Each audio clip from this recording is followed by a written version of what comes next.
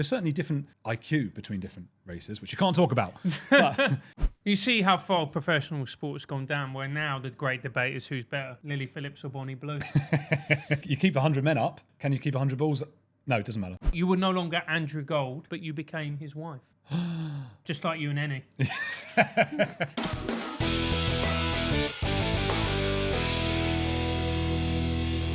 Hello and welcome to Francis Foster Sorts Your Life Out, the show where I indeed sort your life out. Bear in mind, we need to do a disclaimer. I'm not a therapist, physiotherapist, psychotherapist, any type of that, which means this is going to be gold. Now, we have got one of the best men on the internet to come and help sort out your problems. Mr. Andrew Gold, how are you, sir? Oh, thank you. I'm good. How are you doing? I'm good, mate. I'm good. Oh. I'm really good. I'm so happy to have you on here. You're such a professional. You could have ironed it, but... I know, but it's, what's the thing called? Linen. Linen, and it goes smushy. It does go smushy, but you're looking good. You're professional. Yeah. How are you doing, mate? I'm doing, I mean, it's just life, isn't it? I told you I'm going to Spurs tonight, and that's the long and short of my life, really. Are you taking the love of your life, Ms. Eni Aluko? Oh, God. I don't know how... Will people be familiar with who that is? No, just tell the story, because it's great. Just explain who Eni is. Eni... Oh, I can't believe I'm talking about Eni again. Eni is a female football commentator who is of black persuasion. That's her... That's her persuasion. And her... No, I'm not going to let you get... Would you... That is so awkward. It is beautiful. Yeah. She is of black persuasion. She's of black orientation, and she's... I do that. I do that when I talk about... Because have you noticed, you must have this... I don't know if you have the same. We have very similar guests. Like, loads of them tend to be gay. Do they tend to be gay? I think 4% of society is gay. Yes. I think it's maybe even less than that, actually. Oh, no, maybe 1%. But let's just take 4% because everyone's gay now. It's gone too far. It's Adam and Eve, no Adam and Steve. Exactly. Anyway. And all the Adam and Eve, the Steve ones come on the podcast, and then I will always try and find a funny way to bring that up, because you can't just say you're gay, aren't you? So tell me about being gay. I'd be like, so as a man of homosexual orientation, or and they find it funny. Some get offended, and then I've ruined it a bit. Yeah. But Eni is of black figure. She that's very important in to her DEI and all of that stuff. So we had this big debate about a year and a bit ago. Yeah. That sort of blew up in a good way, social media, because we had that kind of debate. The kinds of things that you guys have, I want to have more of those. It's very hard to get someone on the other side to come on. And Eni was one of the few who was up for it. So fair play to her. That's courage. But we had a big, she was saying, oh, it's unfair that I'm black. And I was saying, no, it's good that, and we had that. Anyway. It's unfair that she's black. Well, unfair that she's black in a white world, and okay, right, got it's all been very difficult for her, even though she's a big Sky Sports presenter who's been boosted by DEI. Yeah. And I was saying, well, hang on, when I tried to get a job, was told because I'm white, I can't have it. Meanwhile, you've got a job, and you're telling me I'm privileged. So that was the back and forth. Should I look more at the camera or at you? What no, mate, just talk to me. Just talk to you. Yeah. So the thing is, Francis. And so recently she came out and said Ian Wright, who's a big football guy, is taking up too much space in the women's game, and everyone went mental because everyone loves Ian Wright, and he is also of black persuasion. He is, and people just absolutely love him. He's often even used by ethno-nationalists, or when you're having that argument, they'll say, "Well, he can be English." The ethno-nationalists who don't say that black people are English, they'll say, "Well, Ian Wright, maybe he can." So people just love him. Of course, and rightly so. He's a beloved commentator, former player, and he seems. I've never met Ian, but he seems like a good soul. He does seem that way. He didn't accept her apology. Everyone went mental at her. She's had to quit certain shows and things, and it's not looking good for her. Yeah, that's not great. Eni, darling, I know you're a big fan of the show. You're always welcome to come on here. We can have a bit of a chat, and you can rehabilitate yourself. You can see this as a platform to get back onto Sky Sports. I think she'd be quite good. I mean, she's funny and she's up for a laugh and all that when she's not on the DEI stuff. Oh, she just loves being on the DEI stuff. She likes the DEI stuff. Does she? You know that thing, I've heard you guys talk about it with the scar on your face, and they put a scar on your face, you go into a play, and then they've actually taken the scar off. Yeah. But you then say, oh, everyone was being mean to me because of the scar. Yeah. And then they go, no, we took the scar off. Yeah. So that's it. However well she does in her life, she could have done better in her mind. Because she's black, people have put her down. It makes her feel good about herself, I think. Okay, right. Yeah. And then obviously, I'll be honest with you, I do feel sorry for her, because sometimes she says things. Look, we all say things that are a bit silly at times and a bit stupid. but because we don't do it, and we don't have that type of profile, and also, look, once you take, should we just call it the progressive stance, you're going to have a lot of people who are going to look for you, to trip you up. Yeah. In much the same way as Douglas Murray, because of the stances that Douglas takes. Like when he went on Rogan, lots of people looking to trip him up as well. Well, she's like a lefty Joey Barton in that sense. They're both just always out for fights, and then they're like, oh, why are people fighting me? And it's like, well, you've gone for the fight. I've got to be careful what I say about Eni because she starts messaging me all the time, and that's the issue. Really? She'll watch this because it will get sent to her. She always seems to, if I speak about Eni, I will get a message at some point that day or the next day, and then we'll sort of hash it out in the messages. Do you think she fancies you? For some reason, it comes up with a heart when she messages me, and I don't know why. Yes. And it does look a bit weird for my wife. She's like, who's what bzz, bzz, bzz, when I'm on holiday, and it's just Eni with a heart popping up. But I didn't put the heart in. Are you sure? I don't remember putting the heart in. That's a very different thing. Oh gosh, that would be a story, wouldn't it? Yeah. I've cheated on my wife with football commentator Eni Aluko. And Eni Aluko, yeah. Don't let that be taken out. Just me. That was a rhetorical, hypothetical. Do you know this is the sad thing. We will get to your problems in a second, but I'll just. Their problems. Right. Yeah, their problems. Yeah, I would have loved that. Where do you remember in the times when the tabloid had their glory days, where they had like. And they would just, a celebrity such as yourself would get caught in flagrante doing a bit of bonking. Yeah. And then they would show a picture of you leaving your marital home with the words like "love rat gold." By the way, again, this is hypothetical. It wasn't me. He's not describing a situation that happened with me. Yeah. I've never cheated, as far as I know. And in flagrante. In flagrante, yeah. Bloody hell. Well, there you go. Francis, do people know you're bilingual and all that? Yeah, of course I do. They know. Yeah, so are you. Well, I know. That's a way of bringing that up, wasn't it? Yeah, it is. It is. Save it for Eni Aluko, mate. Yeah. Now, we're going to Jackie. Jackie is obviously our producer. You may not know this, but Jack has magnificent pins, and he's seen the first few rays of summer, and he's now brazenly showing them off to all and sundry. Pins? His pins, yeah. What, muscles? No, his legs. Oh. That's what you call your pins. You got nice legs. Yeah, they do, mate. They're very long and slender. Dare I say, almost slightly feminine. So again, this is funny now, but if in years' time it comes out, Francis Foster made me uncomfortable at work, and I'm laughing along, it's going to look bad. Yeah, it is. It might be Eni Aluko who actually reports this. So she would do, yeah. Yeah. Sure. Yeah, okay. So, let's see. Dear Francis, there's a girl in my office who fake laughs after every sentence. I thought it was nerves, but she even does it in emails. Let me know about your availability. Lol. I fantasize about removing her vocal cords. Is this just sensory overload? Go on, Goldie, what do you think? The vocal cords aspect and the removal of them is a bit much. I wouldn't insist upon that kind of action. I would say that I think they've hit on something with the nerves. That's what that is, maybe. I mean that kind of. You go through your emails. You must be encouraged. Are you someone who's encouraged to sort of put exclamation marks? No. Do you know? You wouldn't know this, but I'm a very high anxiety man. But that would then you would have the exclamation marks, I think, because exclamation marks is saying, "Don't take me too seriously, though. Whatever I say." No, it wouldn't, because what I do is I analyse and I overanalyse and I break it up. Then I make it look as if nothing can possibly be taken out of context or misconstrued. Yeah. That lol is a cry for help, though. That's what that is. Let me know about your availability. Lol, please love me, please like me. So I quite like this person who's laughing. Yeah. I don't mind the fake laugh. I don't know if it's fake laughing, actually. I think our friend is a bit out of order, to be honest. You think it's been a bit out of order? Yeah, well, laughter's nice. I've never got wound up by a lot of laughter. Have you? No, unless it's another comedian getting all the laughter, and then I'm furious. Yeah, then I'm furious. No, I'll take your point. I guess because I'm a very anxious man. I tend to have more empathy for people who have that because I share that particular affliction. Yeah, I think I'd be similar to you in that respect. I also reread things and go, oh gosh, I shouldn't have that exclamation mark. I'm trying to be fun and nice, but maybe it should just be a full stop, really.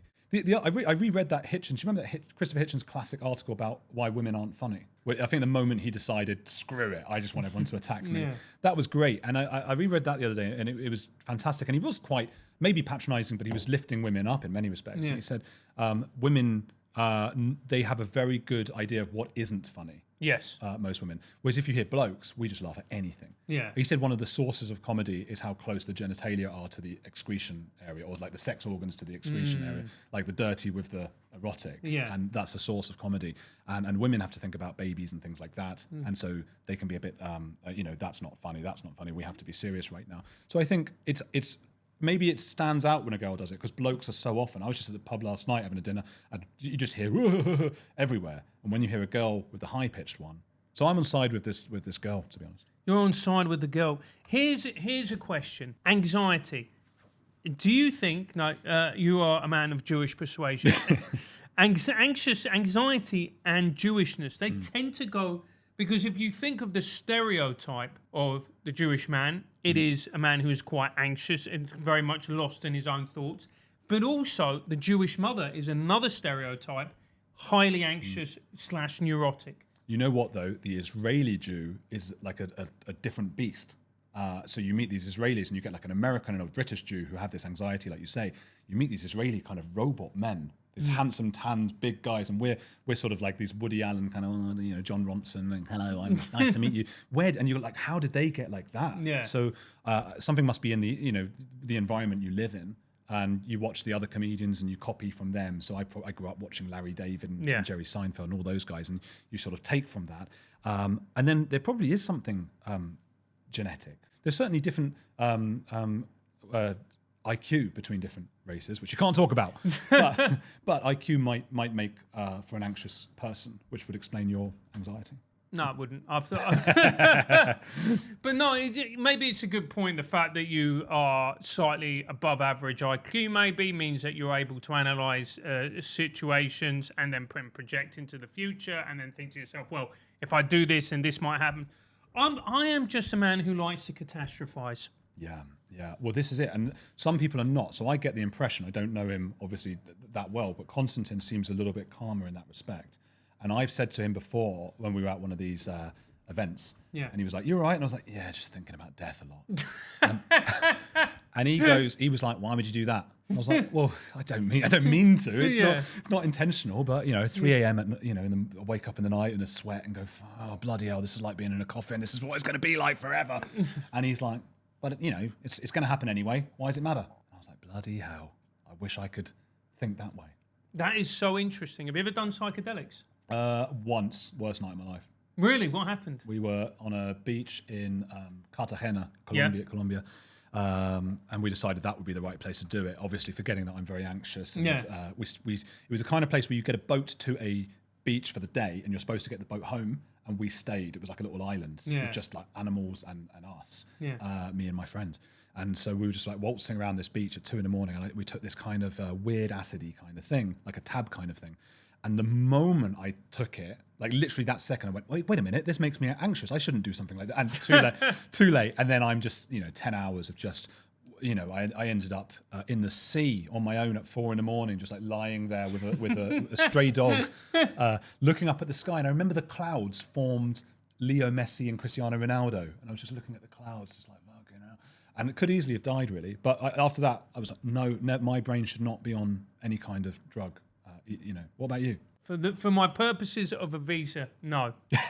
Oh yeah, I meant that. That's my answer as well. Yeah, the purposes of a visa. Yeah. So, did it give you any greater insight into who's better, Lionel Messi or Cristiano Ronaldo?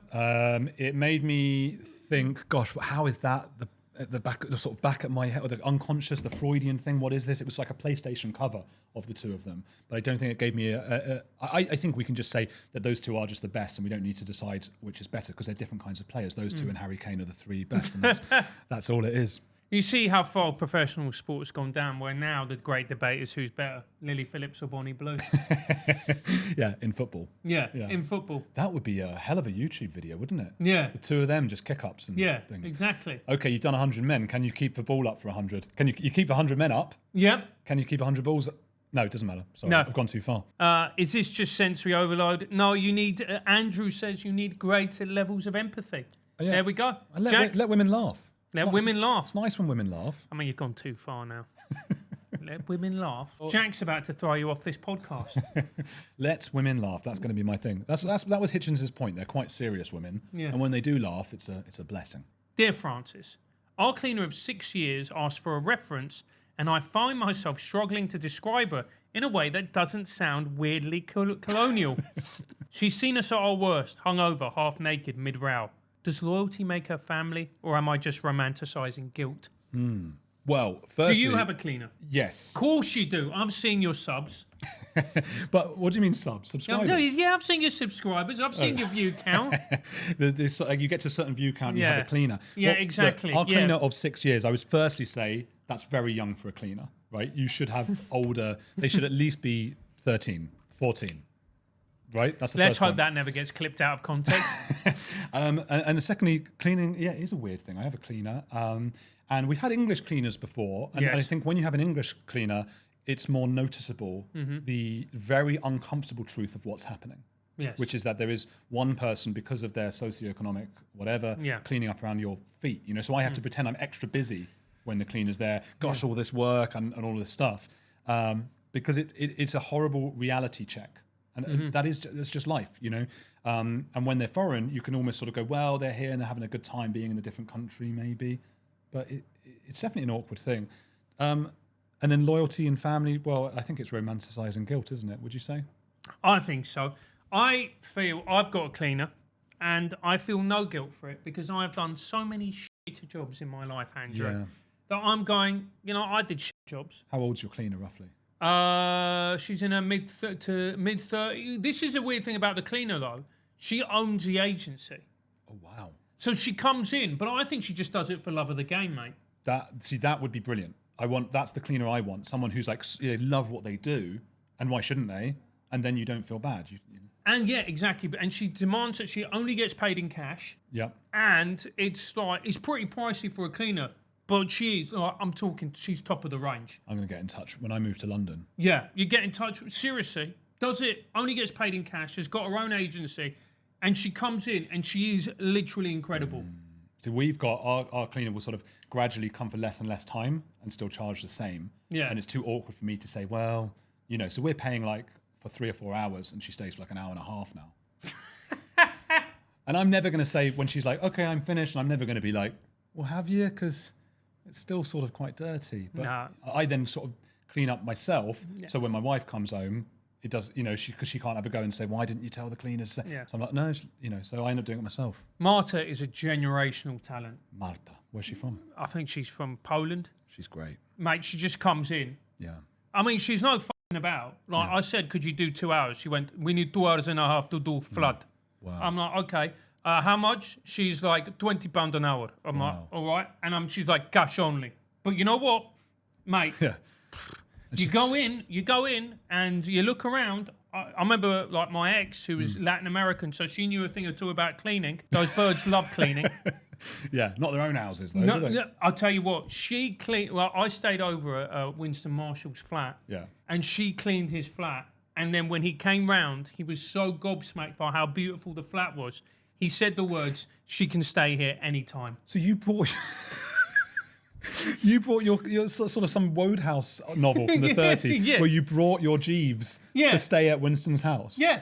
You didn't. I did. Hi, Winston, I'm coming. Can I bring my cleaner? Yes. Shut up. She's not just my cleaner. She provides other services as well. And she cleans as well. And mate, she's fantastic and cook. Not just the other services. Yeah. My word. You've got a Jeeves. Yeah. Well, I did. And then when Winston came in, his actual words were, mate, she left the place spotless. Wow. And she can stay whenever she wants. Unbelievable. I can't believe you've got a Jeeves. Because I've been reading all the Jeeves and Worcester novels. Well, not anymore, but I used to have a Jeeves. Yeah, you need another one. I need another one. That's the thing. The problem is with the Latino ladies, Jack doesn't like them because he's a sexual racist. Yeah, sure. Yeah.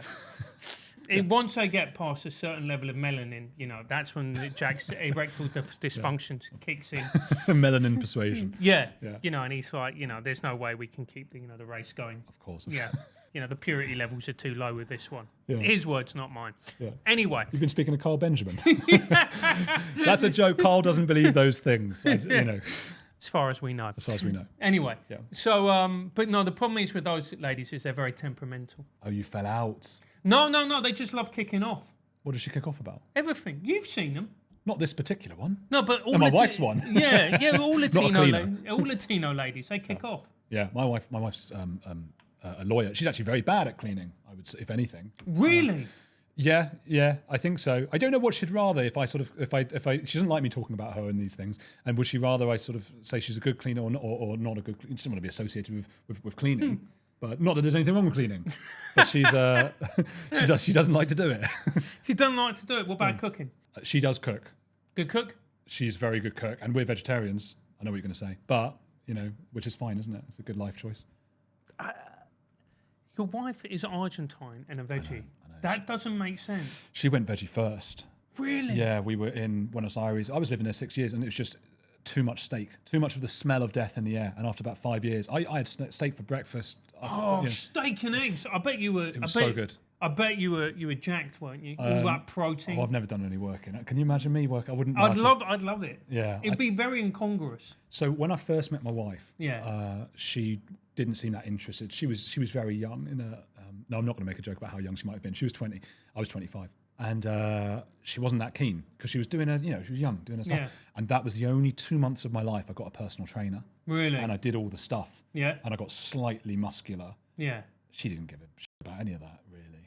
So that's it was a waste. What she said. Yeah, well, maybe. I think it was a waste. But since then, I've put on chub and it doesn't seem to make a difference. Really? Yeah. I'm unattractive either way. Jack says it's all about how much you work out. And that's why he has a roster of ladies.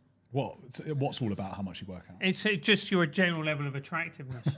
I'm sure it is, but you get to an age, don't you, where do you give a anymore? I cut all my lovely hair off. Do you see? Do you remember I had long hair? Yeah, I did. Yeah, I'm too old to care. How old are you? 36. You're not that old. Well, I know, but do you know what I mean? It's just nothing matters. Nothing matters. I had this chat with Badil. I don't want to go back to death, but I had this chat with David Badil because he's often thinking about death as well. Again, Jewish anxiety, I suppose. But he was like, he said to me, God, you shouldn't be worrying about this. You're only 30, whatever I was when I spoke to him. And he's, I guess, 60 odd, is he? Yeah. I don't know. So he's closer to that end. And I said, well, in the scheme of things, if you really believe, which I do, which is like death is the end, comedy show, then what is 20 years difference between me and David Badil? Plus, I'll probably get cancer anyway or something. Oh, well, let's go back to talking about Jack's dating history. Yes. Anyway, fantastic. Next, dear Francis, a woman at my yoga class tried to ground me mid-argument by touching my chest and breathing. It worked, but I felt completely invaded. Is consent spiritual now? So ground, is that a yogan term? Tried to ground me mid-argument. I think what it is so when you're in too much in your head, that's where you start to become depressed or anxious, or it's this very Andrew Huberman, you touch the grass. Go out and touch grass with your feet, ground yourself in the earth. Yeah. Why was he having an argument with someone at a yoga session? A woman he was having an mid-argument at a yoga class. That I don't know how competitive yoga gets. I can't foresee the circumstances. I mean, I can, I guess, if I really stretch my imagination, the circumstances by which you get into an argument, that you're in a place where there's a mid-argument so that you need to be grounded at a yoga session. What might have happened? There were too many more questions from this. There's more questions than answers. I mean, I've got into a few arguments in my time. I've never got... You must be a special level of antagonist, shall we say? Yeah. To get into around a yoga class. I mean, that's the antithesis, surely. I walked off of the tennis court the other day. Did you? Yeah. What happened? I was playing this fella who was odd, and I knew he was odd from the... By the way, he's messaged saying, let's leave this on the court, and now I'm talking about it on a podcast. but he was odd. I found him odd, and there was a passive aggressiveness to him. So the kind of thing where... Because I usually make fun of myself because I'm rubbish. And in between games, I'll go, bloody hell, I can't do myself. Oh, I'm a bit rubbish. And he was going like, well, it's just a game. And I was like, all right, mate, I'm just, okay. Yeah. And he kept saying that. Anyway, you don't need to hear the ins and outs, it's boring, but he kept accusing me of things I hadn't done. Like what? Like, I'd hit a smash shot and he goes, did you touch the net with the racket? And I was like, well, look where I'm standing. I couldn't even reach the net if I tried. Yeah. And he would go, all right, if that's how you're going to play it. So he did that like 5 times. There was 5 times with that kind of passive-aggressive kind of, all right, we're doing that, are we? Okay. Mm-hmm. And eventually I said, when he did it for like the 10th time, I said, I'm going. I don't enjoy this. I'm not having a good time. Thank you. And everyone was watching at the tennis club. Yeah. They were watching over and it was a big scene. And I was becoming quite angry, and I don't like that because it's not me, or at least I don't want it to be me. And I thought better that I just leave. And I just walked off, and he's shouting after me, going, "Oh, is that it? You're just going to leave just on that? You give up already, do you?" I was like, "Give up already? What? Should I go and have a fight? I mean, bloody hell." Anyway, it emerged that a lot of people have had problems with this guy. And how old is this good dude? 50 odd. Yeah, he's going through a divorce, isn't he? I mean, It seemed that kind of divorce face. Yeah, and I can imagine you were no longer Andrew Gold. You were not in the trans sense, but you became his wife. Oh my God. That would explain why we had to post a bit of sex after in the car. Yeah, exactly. Yeah, just like you and Eni. Bloody hell. I put the Eni, I was really proud of myself because I put a little teaser for my recent thing about Eni on Instagram. You know, it pushes you to put a song. Yeah. And I put Smooth Criminal because it goes, "Eni, are you okay? Yeah. Are you okay? Are you okay, Annie?" And I thought that was great. So I was happy with that. Yeah. I didn't have sex with her. You didn't? No. You didn't? Well, that's great. But and with this gentleman, did you have sex with him? Before the tennis, but certainly not again after that tennis result. Just the last point on that person, interesting that it did work, the being grounded. Yeah. That's really interesting. Yeah. That's just the last point on that. Do you know what is wonderful? It's drawing a boundary. It's something that I've learned in my early 40s. Just going, no. And so who should have drawn about this person who got grounded? No, you should have drawn a boundary. You drew a boundary. That's wonderful. Just no. And I think just I don't know what to do. Like if she touched you, you didn't feel consent. It's different. I think if a woman touches you and you get, as a man, you get angry about it, I think that's mingy. The only reason that is annoying is because you know you couldn't do it the other way. Yeah. And I think we shouldn't go to their level. Humans touch each other. It's not very nice. It's not the worst thing in the world, though. You got touched and it worked. Grounded him. Sometimes, though, when you're just like in it and someone just goes, mate. Yeah. When Jack gets a bit angry. Yeah. What do you do with him? I just, it's like a dog. Like, you just got to get the leash and drag him off. Otherwise, Like, mate. Yeah, he fucking constrains it. He's like that. You can see the veins bulging out. Have you got a temper? Do you get angry? I get very frustrated with people when I feel that they're being dishonest, or they're not acknowledging. Like I used to get very frustrated with woke people in comedy because I'd point out a flaw in their argument and they just wouldn't address it, or they'd go to a smear tactic. The bad faith arguers. Yeah, and I'd be like, and then what happens with me is I'll take it and I'll take it and I'll take it, and then I'll go, you know what? Let's burn it down. You burn the whole thing down? Yeah, let's fucking burn it down, mate. Yeah. Do you want to play that game? I can play that game. Yeah. Not migrant centres. Not migrant centres, no. Keir Starmer. He wasn't saying that. Yeah, I meant, exactly, in the metaphorical sense. But no, I get like that. I go, I'm fine. And then I'm just like, you know what, dickhead? Right, let's do this. Have you had a punch-up? Only at school. I do boxing, but that's about it. I was just imagining you now going into school. Yeah. Schools. Only at school. Last week I was at the one down the road. I tell you what, when I was a teacher, there was many a kid that I fantasised about punching in the head. You haven't been a teacher if you haven't fantasised about punching a kid in the back of the head. We had a teacher who had a sort of a mental breakdown in front of us and then had to leave because he was so fed up with us. And his, actually I won't say his name, but he taught us Spanish, and I went to a posh school and he was Scouse. And so, which is, neither here nor there, except just to imagine he had a Scouse accent. Yeah. And I think he was obviously wound up that we were all sort of very privileged. You can imagine kids, 15-year-old kid doesn't care about that. So we're messing around and whatever. And he then went on this rant about, you don't realise, with a Scouse accent, the privilege you guys have got, and you're all just fucking about and you're all doing that. And he lost his mind, and he was right. But we're just laughing because we're 15-year-old horrible kids. Yeah, because you're little pricks. Yeah.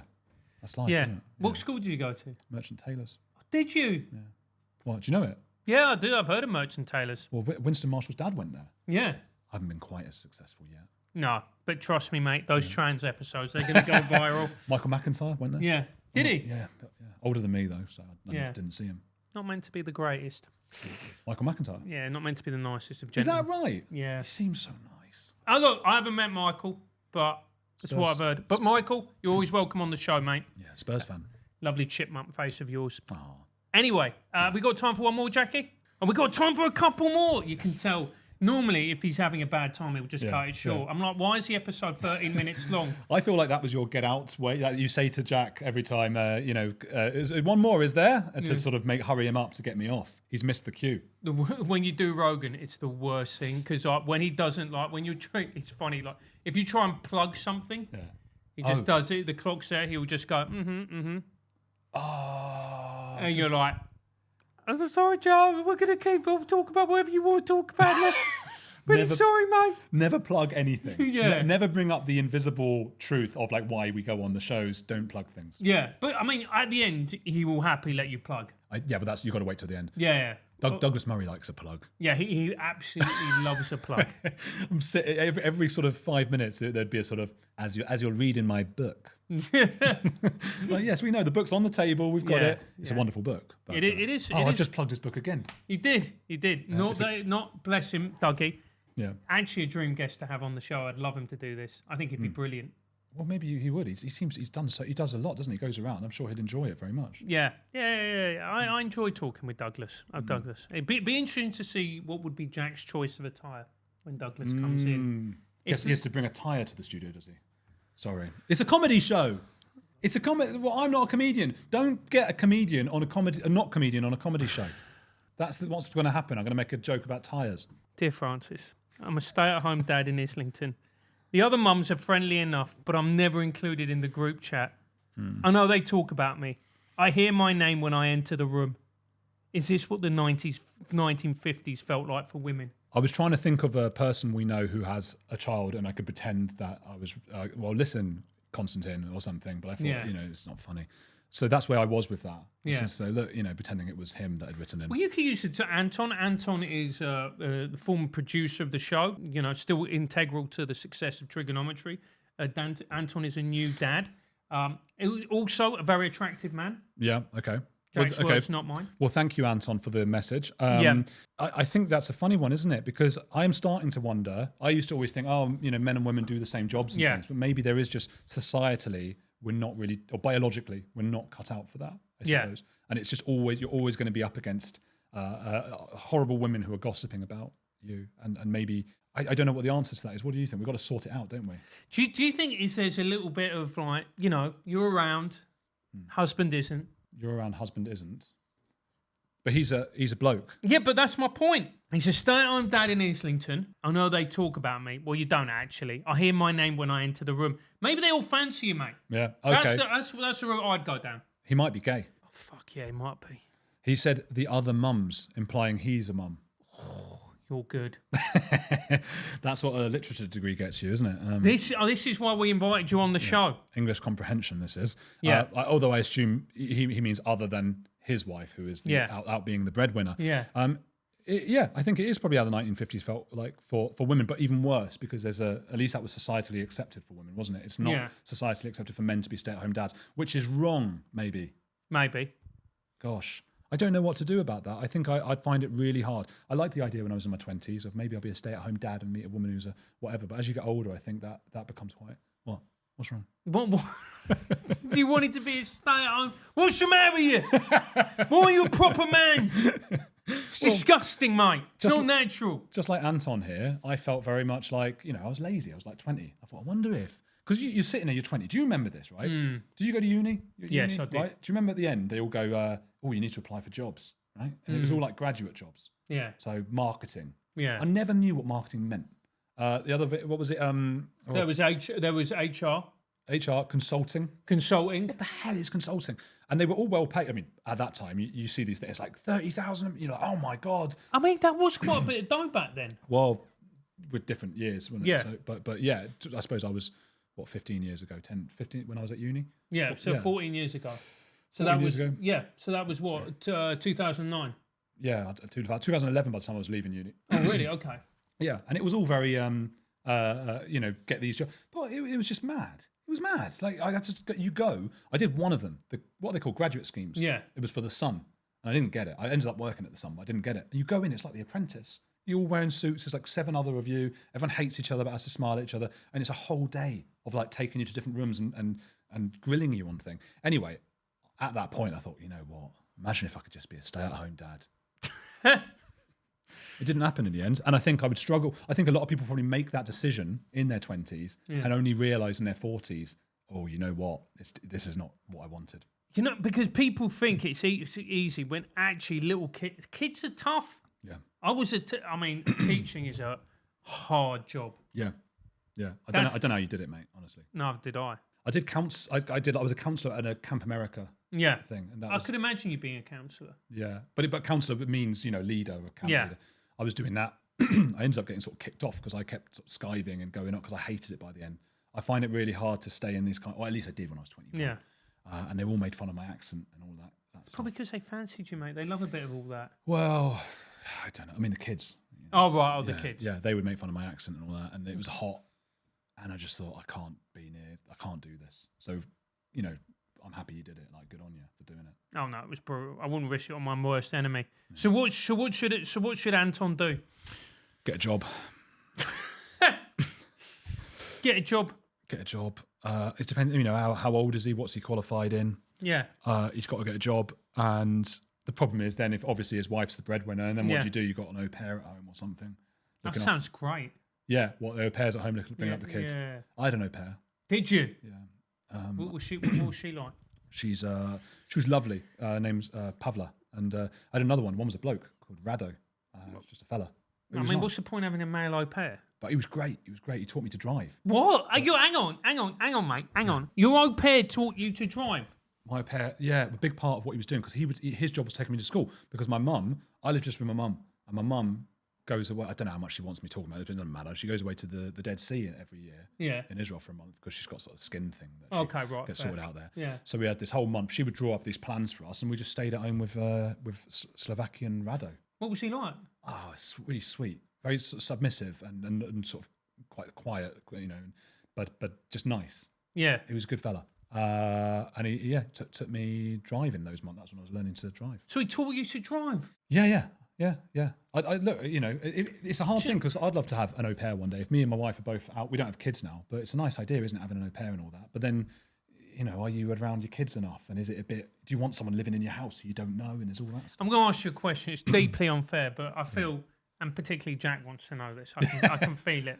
If you could get someone who's a 10 out of 10, not the best looking, au pair, or you could get an 8 out of 10 who was a lovely bit of skirt. You'd always go for the less attractive one, regardless, because you can't have that living with you. Jack, do you believe him? But I can't believe you. Let's say in a very hypothetical scenario, I was a philanderer of sorts, right? And I was out. I'm not saying you're going to philander. I'm not. That's not what I said. Yeah. You went there. You went there, not me. But why do you want that in your house? Why do you want that? Because it brightens your day up. I don't think it does, because you've got the internet for that. I don't know why you need that walking around your house. I think, and I'm not saying this from some moralistic point of view. If anything, it's the opposite.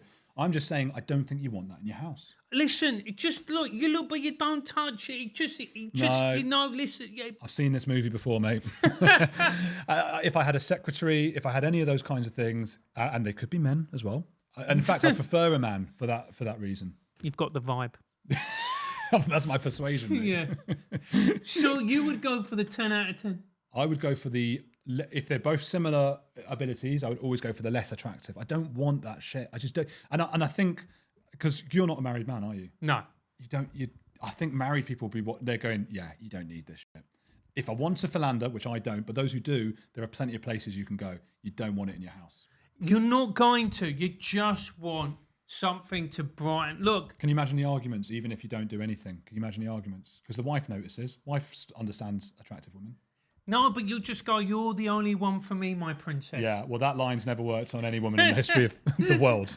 So, no, not having it. Really? I would let you, if there's two au pairs, they're coming to work for, it's a very middle-class conversation. One's coming to work for you and be your butler to stay at Winston's with you, and one's coming to me. You have the attractive one, by all means, please. I would rather have Rumpelstiltskin. Who's Rumpelstiltskin? I'll have that. Whoever that is, I'll have that. Mate, I would, no, you want that. You want something to brighten the place up. Keep the wife on her toes. Well, that's another point. Yeah, that's a fair point. I just think it's going to come from a negative place. You got to keep the wife on her toes by sort of being attractive and working out, which I don't do. But I don't think having a sort of a rival living in her house is good for anyone. It's not a rival. It's not a rival. It's just going, look. You're already having the argument with the imaginary wife. Yeah. It's not a rival. It's not a rival. Every day you're going to have this. It's not a rival. She's great with the kids. She looks after them. Oh, she's a lovely mother as well then, is she? Yeah, how wonderful, this woman. Yeah. This is arguments every day with the wife. No, she's maternal. The kids, I'm not doing it for me. The kids love her. Yeah. You look at where the kids are with her. The kids are attracted to her. Yeah. This is not good. This is unhealthy. Look, the kids love her. And maybe they'd love you just as much if you started fucking smiling a bit more. Well, just fucking. Yeah. I mean, smiling, what, me? With the au pair in the house? Yeah. The au pair's smiling. So you're not. No, as in like the wife. Maybe if you brined up a bit, love. It's no good, mate. It's no good. You know what I'm saying. It's no good for anyone. I'd have the unattractive one, please. Every time. Don't want to think about it. The only sound you can hear right now is Jack's utter contempt and disgust with you. And you know what? I agree with him. People in the comments, tell us if you agree with Francis, you take the attractive au pair. And there might be women here as well. Yeah, there's a lot of ladies who watch this show. They love it. They love a bit of it. They should also feel free to opine. Yes. And I'm interested to see. And I will go down and have a look, because I don't usually look at the comments, but I'm going to have a look because I am intrigued. I think we're going to get more people, if they're being honest, who agree with me on this. No, I don't think so. I think men, if they're honest, they'll be like, come on. Don't shit where you eat. That's vulgar. So the thought-terminating cliche. So it's just me saying a thing that I think David Brent probably once said. Yeah. I agree. Okay. Dear Francis, I went viral on TikTok for having a weird laugh. Actually, a lot of people say that I have a weird laugh. Now I'm scared to speak in public in case someone recognises me. Can you become a meme and still have dignity? I'll confess, I have been a meme. Have you? Yeah, when our interview with Sam Harris went viral. Yes. There was loads of memes of my face going. Well, there's often both of you, isn't there? As you and Constantine, people will be just because I saw someone showing on Twitter your recent one with the feminist woman. There's both. This is what happens when someone mad speaks to you. And it was like both of your faces, like. Yeah. So I mean, bloody hell, your weird laugh. I mean, it's almost slightly Jimmy Carrish, is it? I was like, is it? You know exactly what you're saying. Yeah. That's his one. Yeah, that is Jimmy's. Yeah, it is. I would say it's slightly of that. It's a very Where does the laugh come from? It was funny, once. When I was younger, I remember I was walking in school and I heard these two girls talk about me. She was like, oh, do you fancy him? And my mate said something and I laughed. And she looked at me and went, not with that laugh. Oh, really? Yeah. You know what, though? If that was the thing, I wouldn't be so offended. Yeah. I would expect not with that face. What do you mean not with that face? I've been told that Really? Well, in my head. Oh, in your head, right. When I was single, I wasn't very confident, and it was like I thought everything about it. So if it was my laugh, I'd go, well, you know what? Of all the things, fine. Yeah. Gervais has that laugh, doesn't he? That sort of screaming one. Yeah. And I don't know what my laugh sounds like. Watch this back. Yeah, watch it back. Yeah. So can you become a meme and still have dignity? What do you reckon? Yeah, you got to own it though, don't you? You just got to absolutely own it. There's that fella, isn't there? The old, quite old man with white hair, and he's sort of always smiling, looks upset. Yeah.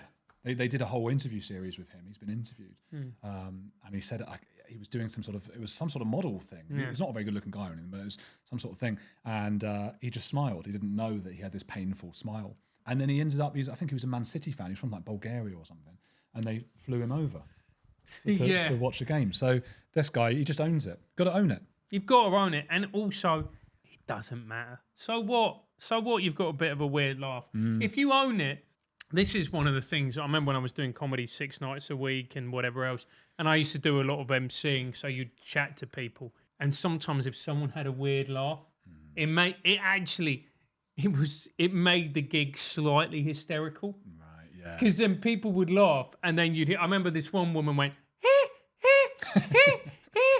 And then so you'd tell a joke, whatever, we'd do a bit of banter, and people would laugh, and then you'd hear, and then everyone would laugh Another again. laugh. Yeah. I see it. Beautiful. Did you see there was I think it was on French TV or something, and it was like the people with weird laughs or weird.